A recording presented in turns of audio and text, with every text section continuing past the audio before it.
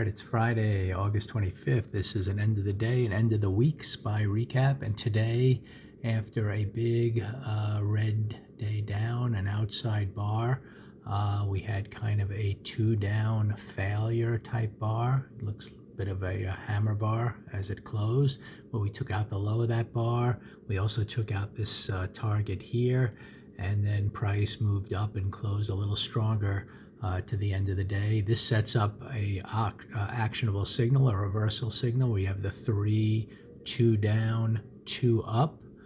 If it unfolds, and that would be, any kind of move that takes out the high of today, we'd have a target back up through, lower lows here and then higher highs. So if this signal triggers, we will monitor it and see if it works up to our target. If that target hits, then our weekly chart, let's say it happens on Monday and we head up there and this is our target, we have a 2 up on the week, which then is that inside bar, and then we get to see, do we kind of reach these targets up here, or is this kind of a little weekly failure that if we should get up there and we then kind of don't reach our target, we'd have to come all the way back down through the halfway point of that week. So these are the types of things to be thinking about into next week in terms of possible classic reversal, the 3, 2 down, 2 up reversal signal to the upside. It could be a chain reaction to trigger the weekly chart, and that could start us back up, all the way. That could really trigger the potential 2 up week that we've been thinking about in terms of on this monthly pullback with just a few days to go in the month, just into next week. This could just be a 1 month pullback that by the end of the month kind of, closes somewhere up here, and then if the weekly chart turns up, this could be the start of maybe a new, continuation of the uptrend that's been in play, and that just kind of been a 1 month pullback. So that's what's developing, but all kinds of things can happen. If we do get the 2 up, into Monday and we don't reach the target, then all of a sudden you start getting excited about a 2 down kind of thing that maybe then begins to take out the low of this inside bar on the weekly chart.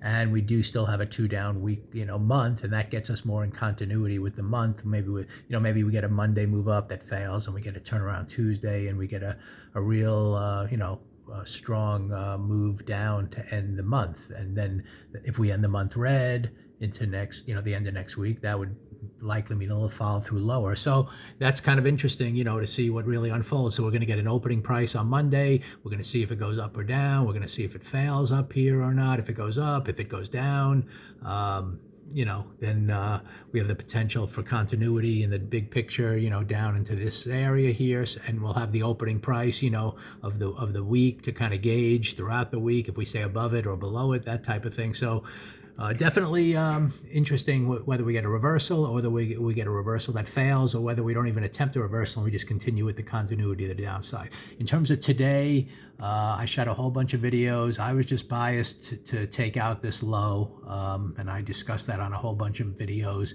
There was a lot of choppiness here with Powell kind of talking in the morning, and that led to a lot of volatility right out of the gates. But in the end, I just stuck with the downward bias, eventually caught it, and I shot videos how this was the target down here. And, you can see once we hit there, yesterday's low, we hit the pre-market low, and there was this little target here. So it took all 3 of those out, and then boom, it reversed. So you had to kind of know that this wasn't really an actionable signal to the downside. You just kind of anticipated you'd test the lows.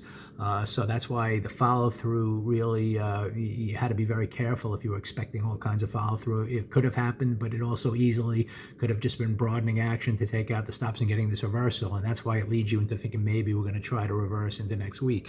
So in terms of this first move down, once you got this pullback, this move here, normally this would be kind of the second push down to test those lows, but you already took out so many targets. You took out yesterday's low, pre-market low, this low here that I discussed, the first day of the week low. So when you had all that, were you really going to, feel comfortable that you were going to make another push down there when you were kind of reversing out of that area? So that's why there really wasn't a secondary type trade. I'm not saying to go long and, try to expect a big rebound to the upside, but the key trade here after such a, big red day, an outside bar, was just to kind of in the morning kind of play that move down there, and that was it. Everything else in the afternoon was too difficult in terms of, structure to really know what was going to develop. But you didn't really feel comfortable you were going to get to those lows again, and you certainly were well below the midpoint of the prior day, so there was no need to go long, even though it did kind of rally up a little bit. And in the end, we closed with a hammer bar to the upside. So with all those scenarios in mind, let's kind of see what unfolds, into next week. And we'll kind of expect, you can see like a triple high up here. So we'll expect that to be taken out, and we'll just have to see if we kind of can take out that high, on that big red bar, because there was a lot of selling that came in there. So we might just fail there and start down. That would be exciting if it happens. And if we, start up, we'll go with that and see if it could get a big reversal, not only on the day time frame, but maybe into the week and beyond. So let's see what happens as we start the last week of the month, starting on Monday.